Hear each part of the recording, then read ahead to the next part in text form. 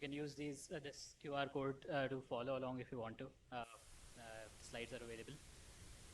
So this is a little bit about me. I have a background in computer science and applied math. I recently graduated from the University of Delhi just a month ago. I'm a software engineer at Quantsite. I work on open source software, mostly interested in Python packaging. I'm interested in scientific computing, compilers, tool chains, documentation, and a lot of other things. And as for my work at Quantsite, I'm privileged to be able to contribute to the scientific Python ecosystem and also help maintain the Pyodide ecosystem. Uh, as for other work, I recently started maintaining AutoGrad, which is a package for forward mode and reverse mode automatic referencing for NumPy code. And also the PyBAM ecosystem, which it's a Python package and library for battery modeling simulations with Python. So this is the outline of the talk. We'll talk about four things in general. The Pyodide ecosystem, Pyodide at the heart of scientific Python, and then the Pyodide build system. We'll learn a few things about it, and then at the end we'll talk about some utilities for interactive documentation. So this is the first part of the talk, which is about the Pyodide ecosystem. So what I want to highlight is that there are a lot of Python implementations available in the open source ecosystem around Python. So CPython is the most widely used and the reference implementation of the Python programming language. However, there are other implementations as well. So for example, you have PyPy. You also have Jython. You have GraalVM, which is GraalPy. Then you also have IronPython, which is Python for .NET. You also have Python, which is Python transpiled to JavaScript.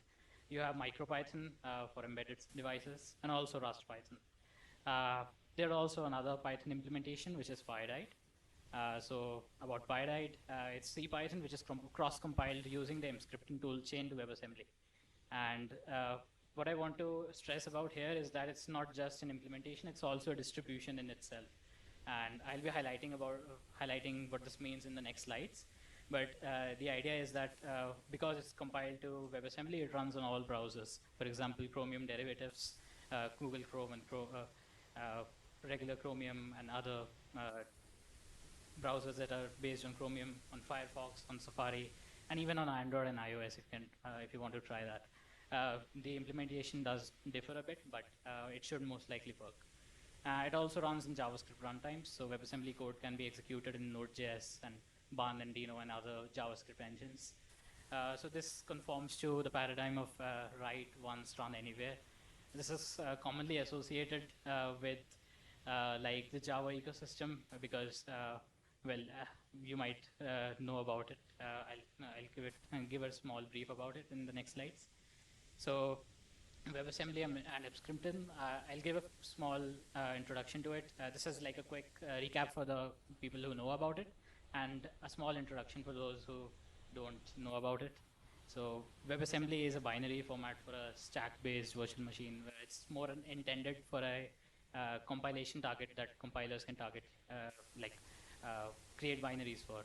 And it's inherently designed to be secure and to run in constrained environments. The reason is, essentially due to security restrictions inside browsers, which we'll touch upon in the next slides. And this is supported by most modern web browsers. So, and as for mscripting, mscripting is a compiler. It's not only a compiler, but also a compiler toolchain. It cross-compiles C, C++ code, and even Rust code nowadays to WebAssembly. This is the WASM32 mscripting target. It uses LLVM. So it uses the LLVM compiler infrastructure to do it.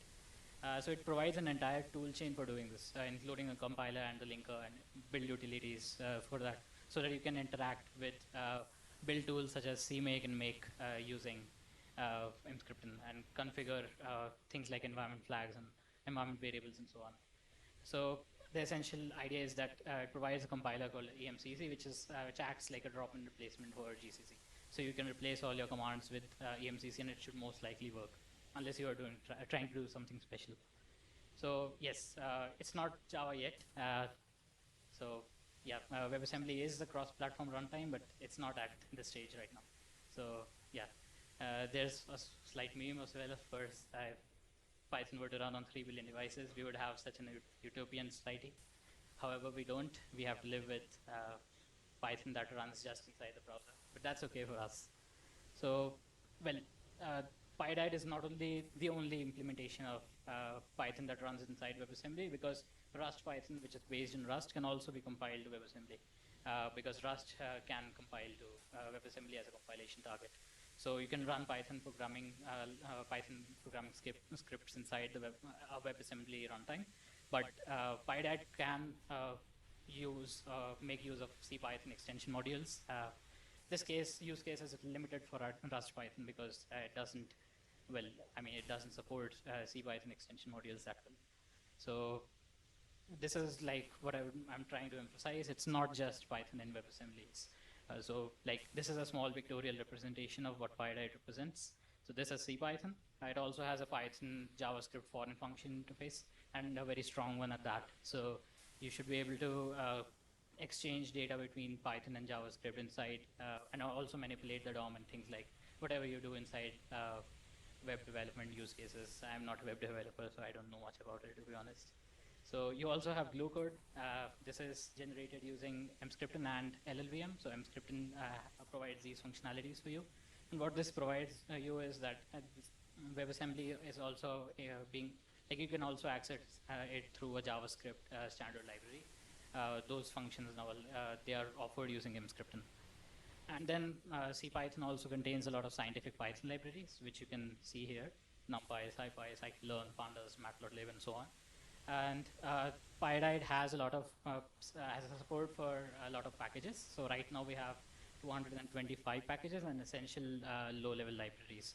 So things like libhdf5 and many other scientific Python libraries are also supported, and also low-level ones. These can be installed using a tool called micropip, which is just pip that runs with Pyodide and integrates well with it inside the browser. And all of these wheels that are available within Pyodide are fetched using JSDeliver. So they're fetched through a CDN whenever you want to download them. And for pure Python packages, you can download them from PyPI. So that doesn't necessarily mean that you can run those packages, because Python packages, it's not necessary that it would support all of the things inside Pyodide. So like we have a small demo right now. Let's play a game. So the idea is that Pygame and things like SGL2, which is a simple direct media layer library, they also work. So I compiled a small implementation of Sudoku because I love solving the New York Times puzzles. So this is Sudoku that runs inside the browser. Right now, I did this on 2 shots of coffee last night, so please forgive me if my implementation is a little rusty. So the idea is that you can play a game right here. So for example, 1 exists in this row, so this should not be the case here, which is true. It's not, 1 is an incorrect number here. You can write 9 and that should be correct. And similarly, this should be 7. Yeah. And you can play Sudoku and like write games and all using Pyodide. So let's get back to the presentation. So, like, why am I talking about all of this? Why do we need Pyodide, and what is the exact use case for it? Especially what the use case that I'm trying to talk about. So the idea is that scientific Python projects and their environments are very tricky to install and manage. This is like a very common problem for a lot of people. This is essentially why Conda started to exist in the first place, especially because it is an environment manager rather than a package manager. And then for core developers and maintainers of scientific Python packages or regular packages, it's difficult to target various platforms and architectures. So I know that this is like a red herring because I'm trying to ask you to compile to WebAssembly, which is yet another platform and architecture. But the idea is that because there is also a steep learning curve to scientific Python, it is also sometimes a euphemism for to learn it yourself. It's like people, those who are already invested in the ecosystem, sometimes claim. And this is also like essential for lowering the barrier to entry to learning Python, especially for new programmers, because it's very difficult for them to set up environments and handle virtual environments when you have just started typing out your hello world scripts on your machine. So this is a very popular XKCD comic about Python environments. And it talks about how you have a lot of Python distributions installed on your machine, and they interact with each other. You're not able to handle them at times. You face issues with dependency management and all. And the idea is because scientific Python and irregular Python's dependency management is quite broken at this stage, even with new tools like UV and all, it does take time to resolve all of these issues. So let's get back to the motivation. And another thing that we've noticed so far is that documentation for scientific software, especially in the scientific Python open source ecosystem, needs to do more, more in the sense that than what it is currently doing. So it has to be well explanatory. It has to be illustrative, and it is also should also be interactive, because all of we have very different reasons for all of these things.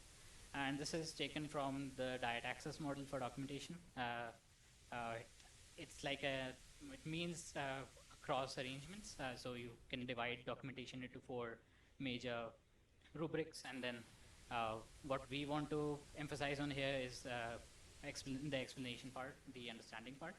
So let's move on to the next slide, and we'll talk about literate programming environments for Python. So literate programming essentially means writing a lot of documentation alongside your code. So this is very popular for Jupyter notebooks, especially those that you can run in Google Colab or Binder, or just using Jupyter Lab or Jupyter Notebook on your computer. And then now there's also a new entrant to this ecosystem, which is called Jupyter Lite. Jupyter Lite is Jupyter that runs natively in the browser, which is powered by WebAssembly and Pyodide. So the idea is that for these use cases, it's all executed in the server. So all of the code that you write is going to run in a server unless you're running Jupyter locally. Jupyter Lite runs all your code on the client side. So all the code is going to run on your CPU and your hardware, and it's going to consume your energy instead of that of a server. So that's it. There are a lot of limitations to Pyodide. There are many that are, well, for example, many modules from the Python standard library that are not available right now. And we'll touch up on this in the next slides. So threading and multiprocessing are not available. There's very limited socket support. So you can't use socket from the standard library. There are also security restrictions. And the reason for these restrictions is that the browser is the runtime for the code, and not an operating system like it is conventionally the case. So a browser can't replace an operating system, because operating system features such as access to peripherals and accessing the file system within the browser, that is all limited for you. So you can use multiple threads, but that's limited to just web workers and service workers. So this is a small comic about from the Google Chrome team. It talks about how processes are jailed inside a browser. So all of them can't access data from other processes, or they can't access files unless you allow them to, of course. And they can't read sensitive areas from your hard disk and things like those. So essentially, a process inside in a web browser is a jail. So you can't run unsafe code inside the browser. So let's move on to the next section of the talk, which is about Pyodide at the heart of scientific Python. So why are we talking about all of this? This is where things will start to get interesting. So let's do a small show of hands. How many of you have used 5 of these packages? Yeah, quite a lot of people. 3 and 1. Yeah, so that means almost everyone in the room has used at least one of these packages. So it is like a testament to how important they are to the Python ecosystem. So if you have to implement support for Python in WebAssembly, it's essential for you to target these scientific Python packages as well, so that you can cater to the audience for the scientific Python audience. So this is where we come back to some limitations of Pyodide, and these are some limitations that are limited to scientific Python. So WebAssembly is inherently using 32-bit memory addresses right now. So the maximum amount of usable memory you can access right now is 4 gigabytes. This is even less inside a browser because, for example, Google Chrome will limit the memory used for a particular process, which is a particular thread, to just 300 MB. So you can't perform large-scale computations inside the browser. And there is no support for floating point exceptions right now. So this is a WebAssembly limitation rather than a Pyodide limitation. And this is, well, to be said yet, because there will be support for this at some time in the future. And also Pyodide is, well, because it's compiled, all of the packages are compiled using Emscripten. It's tied to the Emscripten API. So which changes with every bump to the Emscripten version. I mean, it's essentially a compiler after all, so it would change the API with every minor release. So all of the packages, and especially CPython, need to be compiled with a newer version of Emscripten later on, whenever you bump the version inside Pyodide. So there are many other ones that we'll not discuss here. So let's talk about something about extending support for a new platform, in this case WebAssembly. So essentially for any new platform, you would start out by fixing compilation errors or failing tests. You would fix a few crashes and fatal errors at runtime. Perhaps if you face them, if you are you might be lucky. If you maybe you won't face them. Then you organize a CI job so that nothing breaks in the future, because you would be testing the compilation and the test suite inside your CI on every PR. And then because like this is quite straightforward, but it's also complex because well, like these are very primitive steps towards gaining support for a new platform. So it's quite easy to say, but it's not as easy to do. So this is where, well, because we are talking about scientific Python, they are generally compiled packages, which means you need to also deal with build systems.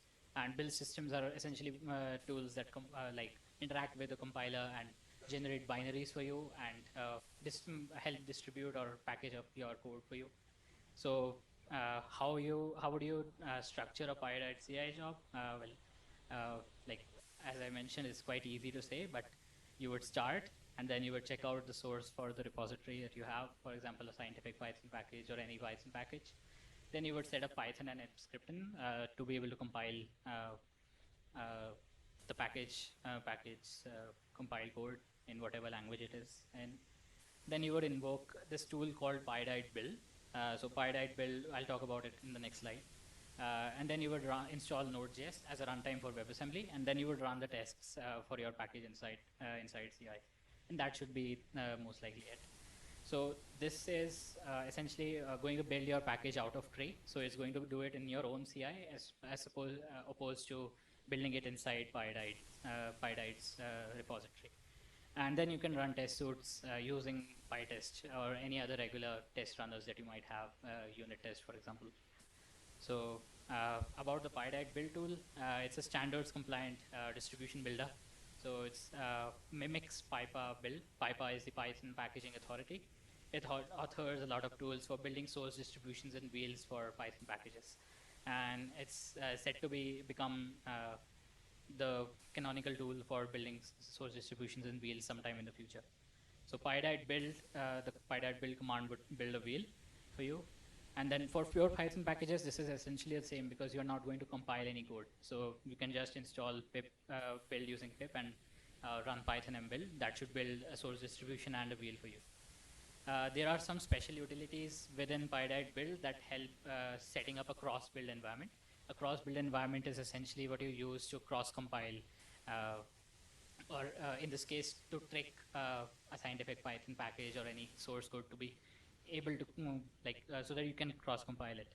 So this is currently working very nicely with build backends for compiled packages. So a lot of them are some of them are Meson, which is Meson Python, also with scikit build core, with PyBind 11 or even NanoBind if you want to, and so on. And also there has been a very nice achievement this year, which is that PyPA's CI build wheel tool, which is used to build wheels for various platforms and architectures and Python versions for scientific Python packages. It has gained support for Pyodide this year. So as for Emscripten, it provides drop-in replacements for GCC and LD and It also provides wrappers for CMake and Make and other build tools, as we've discussed already. So let's talk about Pyodide wheels, because like you would think that it would be a different wheel, a Pyodide wheel would be different from a regular, say, Linux wheel or a Windows wheel. So that is the case, but not too much. So this is the format for a wheel. You have a distribution, you have its version, a Python tag, an ABI tag, and a platform tag. So for a pure Python wheel, you would name it with the package name and then the package version, and then you would receive py3 as a Python tag, none as the ABI tag, and any as a platform tag, because it should work across all operating systems. So compiled wheels for mscripting get tagged with this ABI tag. So the Python tag is representing the Python version inside Pyodide, and the ABI tag represents the mscripting version, because the mscripting toolchain is essentially what is going to control the ABI for a package. So this has now changed.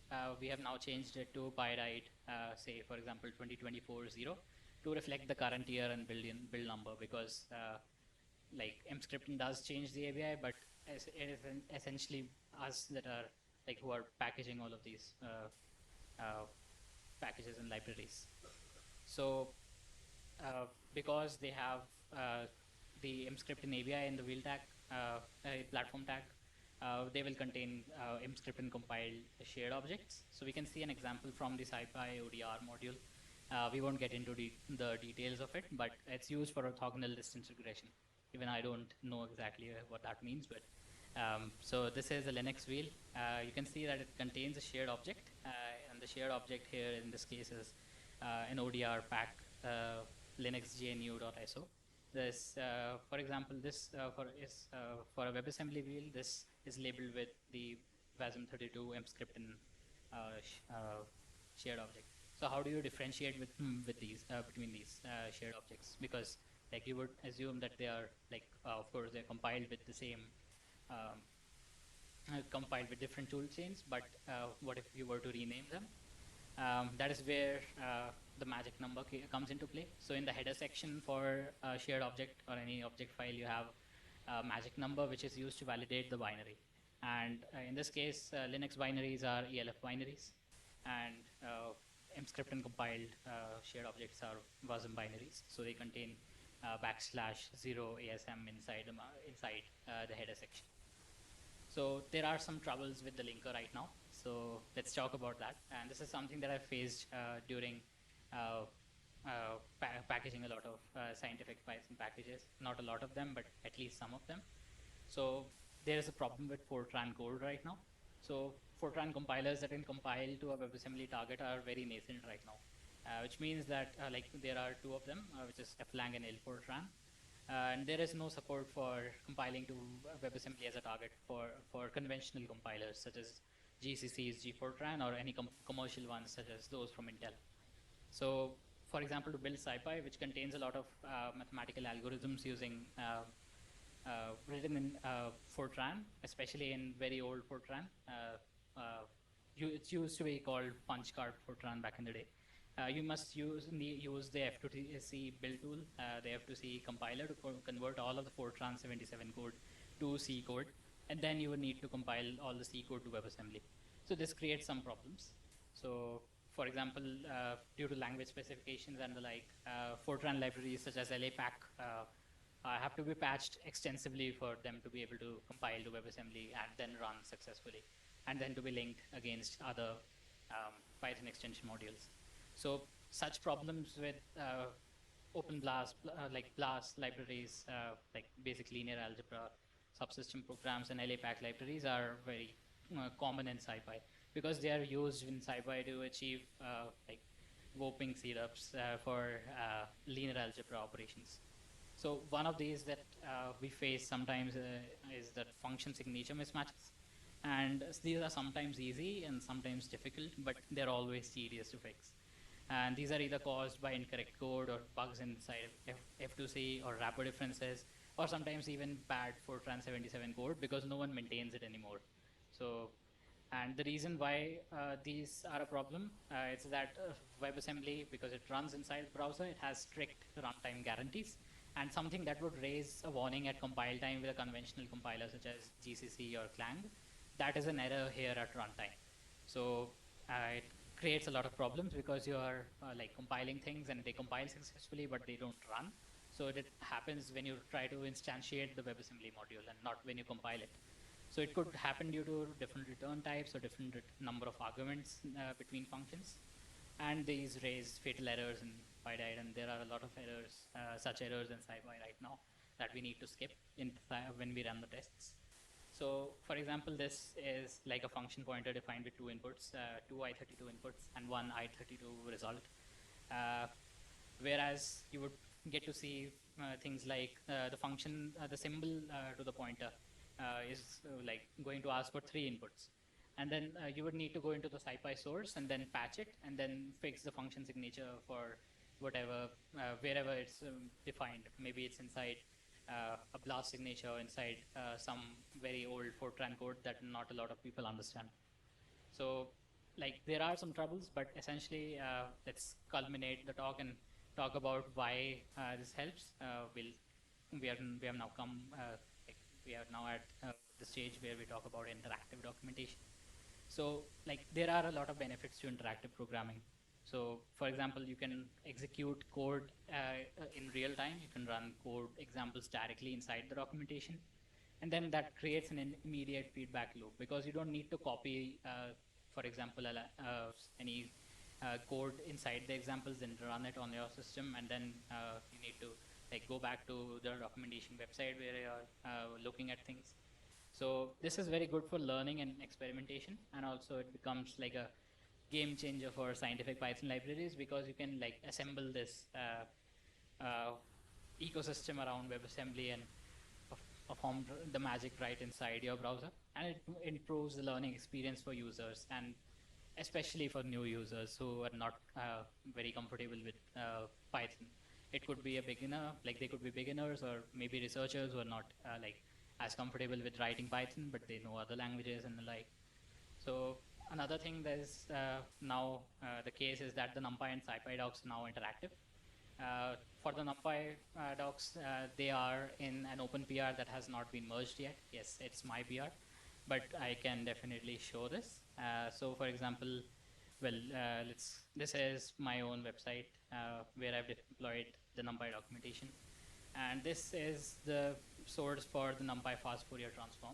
So you should be able to go back, go to the end and look at the example section. Now you may have a small button called try it in the browser. And hopefully this all works. We should, hopefully the internet connection is stable enough here for it to work. But you should be able to execute the code inside the NumPy docs. Let's hope that it works. Otherwise, we can return to this example at the end of the presentation. Yeah, it works. So you can do something like you can modify any of the values and it should generate a different result. And you can also plot things with matplotlib inside the browser right now.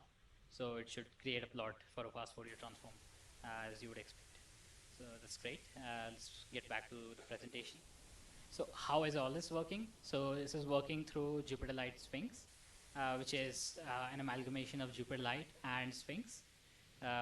Sphinx is a Python documentation generator, which provides a lot of infrastructure for building HTML docs. So we created a Sphinx extension that provides a set of utilities to convert all of the doc test-based examples to notebooks. And then you can run those notebooks inside the browser through JupyterLite. JupyterLite provides a Pyodide kernel for those notebooks, which will download all the packages for you. And so you can just simply add the try examples REST stub inside your examples docstring, and you should be able to see this button inside the HTML source.